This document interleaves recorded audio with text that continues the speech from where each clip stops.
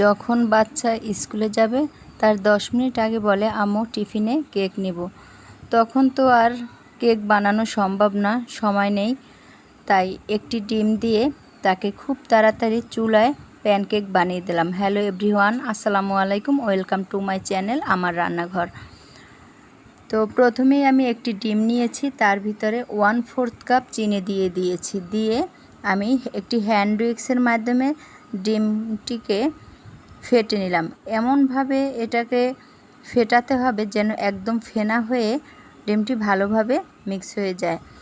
তো তারপরে আমি একটি চালনি দিয়ে সেই 1/4 কাপ ময়দা দিয়ে দিলাম। যেই কাপে আমি চিনি দিয়েছিলাম জাস্ট সেই কাপই আমি ময়দা দিয়ে দিলাম এবং 1/2 চামচ পরিমাণে বেকিং পাউডার দিয়ে দিলাম। দিয়ে এটি চালনির মাধ্যমে ছেঁকে তারপরে আস্তে আস্তে হ্যান্ড উইক্সের মাধ্যমে মিক্স করে নিলাম। এটিকে উল্টিয়ে পাল্টিয়ে নাড়িয়ে চাড়িয়ে মিক্স করা যাবে না। হ্যান্ড উইক্সের মাধ্যমে দেখুন কিভাবে আমি মিক্স করলাম, জাস্ট এইভাবে সুন্দরভাবে মিক্স করে নিতে হবে।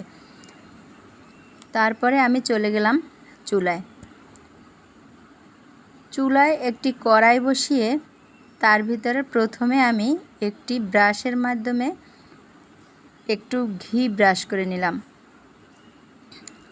নিয়ে একটি চামিচের মাধ্যমে 1 চামচ করে দিয়ে দিলাম ব্যাটার। দিয়ে একটি ঢাকনা দিয়ে ঢেকে দিলাম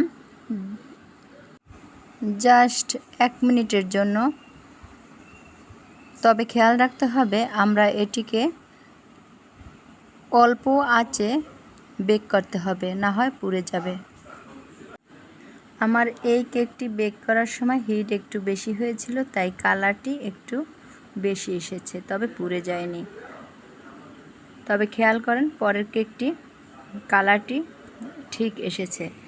আমার এরকম ভিডিও যদি আপনারা পেতে চান তাহলে আমাকে যদি ফেসবুক পেজ থেকে দেখে থাকেন একটি ফলো দিয়ে যাবেন এবং ইউটিউব চ্যানেল থেকে দেখলে সাবস্ক্রাইব করে অল বাটনটি ক্লিক করে দেবেন, তাহলে নিত্য নতুন ভিডিও পৌঁছে যাবে আপনার কাছে।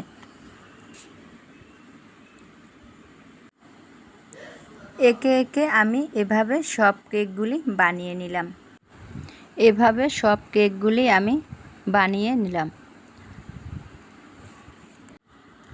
আমার ভিডিওটি যদি আপনাদের মন ছুঁয়ে যায় তাহলে অনুরোধ রইল একবার হলেও ট্রাই করবেন, হয়তো বাচ্চাদের টিফিনের জন্য, না হয়তো চায়ের আড্ডায়। একটা ডিমে মোট 5টি কেক হয়েছে। দেখুন বাচ্চার খুব পছন্দ হয়েছে। 4 পিস টিফিনে দিয়ে দিলাম, 1 পিস সে খেয়ে নিল এবং বলল খুব ভালো লেগেছে নাকি। আবারও আসবো নতুন কোনো ভিডিও নিয়ে, দেখার আমন্ত্রণ রইল। আল্লাহ হাফেজ। খুব মজা।